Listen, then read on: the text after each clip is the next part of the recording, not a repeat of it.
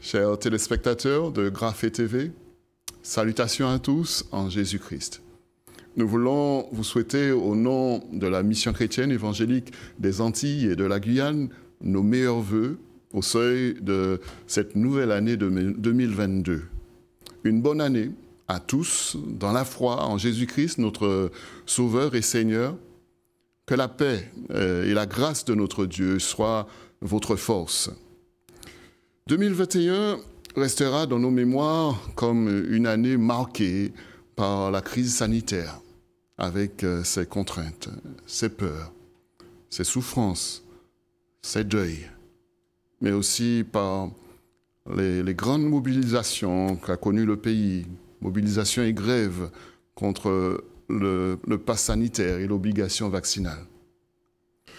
Nous gardons une vision d'un peuple acculé dans l'ombre, dans la révolte, dans la violence.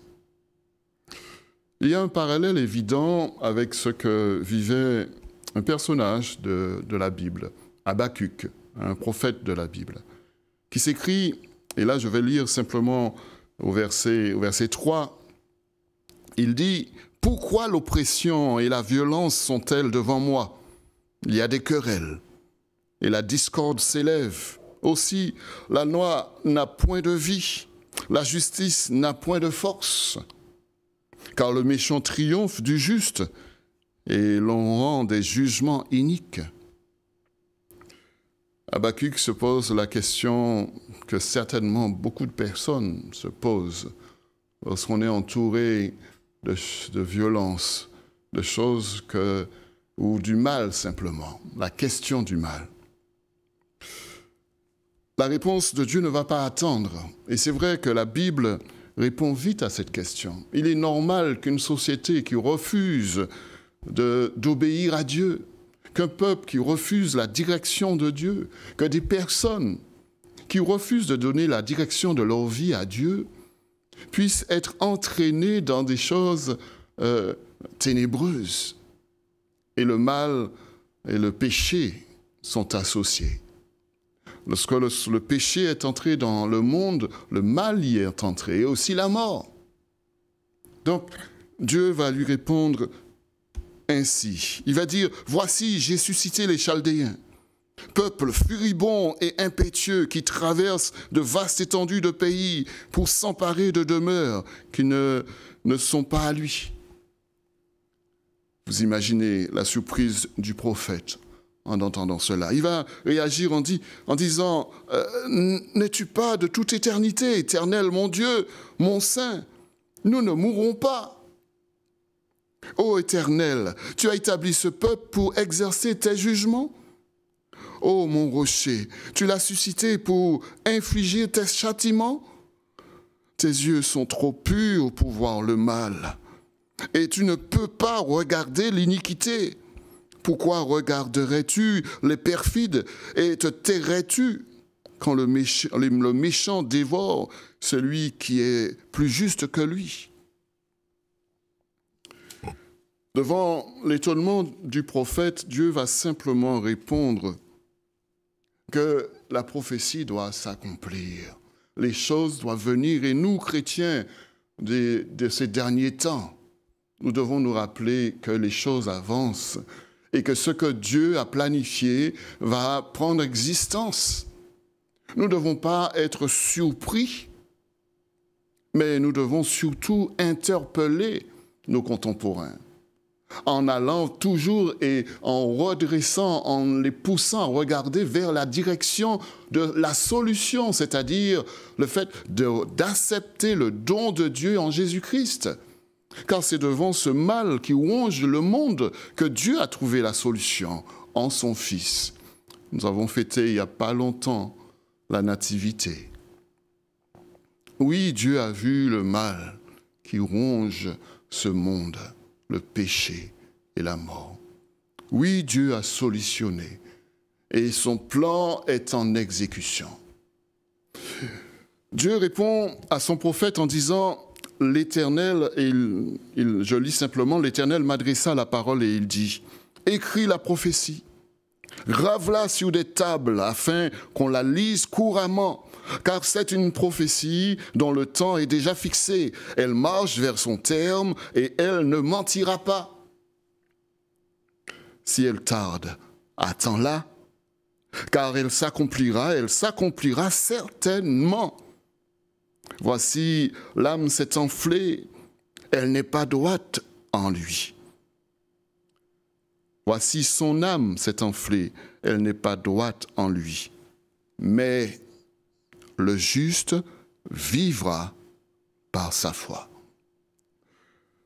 Lorsque le juste est entouré de tout cela, c'est vrai qu'on est pressé de trouver des solutions, de pouvoir rationaliser et de poser des pourquoi. Mais la réponse de Dieu est simple. Le juste vivra par sa foi. Sa foi, sa confiance en Dieu, sa confiance en sa justice. Même si les choses tardent à venir, ne perdons pas confiance en notre Dieu. Même si le méchant se fait plus méchant, ne perdons pas confiance en notre Dieu. Dans la suite de ce beau livre d'Habakkuk, il est dit, et il parle de celui qui accumule ce qui n'est pas à lui. Et il dit malheur à celui qui accumule ce qui n'est pas à lui. Il dit aussi malheur à celui qui amasse un profit malhonnête. Malheur à celui qui bâtit en répandant le sang. Je vais lire simplement, il dit malheur à celui qui bâtit une ville avec le sang, qui fonde une ville avec l'iniquité. Voici quand l'Éternel des armées l'a résolu, les peuples travaillent pour le feu, les nations se fatiguent en vain, car la terre sera remplie de la connaissance de la gloire de Dieu, comme le fond de la mer par les eaux qui le couvrent. Oui, la justice du Seigneur s'applique. Peut-être pas par rapport à notre échelle du temps et à ce qu'on voit, mais nous devons, pour tous ceux qui sont justes, tous ceux qui sont appelés selon le dessein de Dieu, à lui faire confiance. Oui, Dieu est juste. Oui, Dieu rétribue. Et c'est pour cela qu'il nous dit, à moi la rétribution, à moi la vengeance. Dieu ne veut pas que toi, tu puisses faire justice, que tu puisses être enflé par de la vengeance, par des choses qui ne pourront que te ternir. Car la colère de l'homme n'accomplit pas la volonté de Dieu. La solution, c'est la foi, la confiance en Dieu. La solution, c'est l'amour en Dieu. La solution, c'est un retour à Dieu. La solution à la violence, c'est que la solution de Dieu commence par toi qui es chrétien, toi qui m'écoutes. Malheur à celui qui fait confiance dans des idoles. À quoi sert une image taillée pour qu'un ouvrier la taille? À quoi sert une image en fonte et qui enseigne le mensonge? Pour que l'ouvrier qui l'a faite place en elle sa confiance, tandis qu'il fabrique des idoles muettes. Malheur à celui qui dit au bois, lève-toi. À une pierre muette, révèle-toi. Donne telle instruction. Voici, elle est garnie d'or et d'argent, mais il n'y a point en elle un esprit qui l'anime. L'Éternel est dans son saint temple, que toute la terre fasse silence devant lui. Les choses arrivent de manière à ce que chacun puisse tourner le regard vers le Dieu de notre salut. Et Habakkuk, dans la conclusion de ce livre, va chanter, va ainsi s'écrier « J'ai entendu et mes entrailles sont émues ».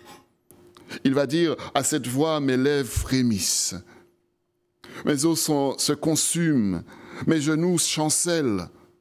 En silence, je vois attendre le jour de la détresse, le jour où l'oppresseur marchera contre le peuple. Car le figuier ne fleurira pas, la vigne ne produira rien, le fruit de l'olivier manquera, Les champs ne donneront pas de nourriture. Les brebis disparaîtront du pâturage. Il n'y aura plus de bœufs dans les étables. Toutefois, je veux me réjouir en l'Éternel. Je veux me réjouir dans le Dieu de mon salut. L'Éternel, le Seigneur est ma force. Il rend mes pieds semblables à ceux des biches. Il me fait marcher sur mes lieux élevés. Alléluia. Chers téléspectateurs, quel que soit ce que cette nouvelle année nous réserve, mets ta confiance en Dieu. Sache que rien ne peut arriver que si Dieu le permet. Dieu règne. Que tu puisses, comme Habakkuk, dire « L'Éternel, le Seigneur est ma force », car celui qui n'a pas l'Éternel est sans force devant ceux qui se prêtent d'arriver. Il dit toutefois, malgré toute circonstance néfaste, toutefois, je veux me réjouir en l'Éternel, car la joie en Dieu est notre force. Il rend mes pieds semblables à ceux des biches. Il me fait marcher sur mes lieux élevés. C'est ce que je souhaite pour toi, pour ta famille, pour ta société, pour ton pays. Une joie en Dieu, une foi, une confiance en sa justice. Et ainsi, Dieu triomphera de la violence qui est au fond du cœur. Et prendra place son amour, sa douceur, sa patience, sa sérénité face aux événements. Que Dieu vous bénisse et vous fasse passer une année bénie, une année de grâce.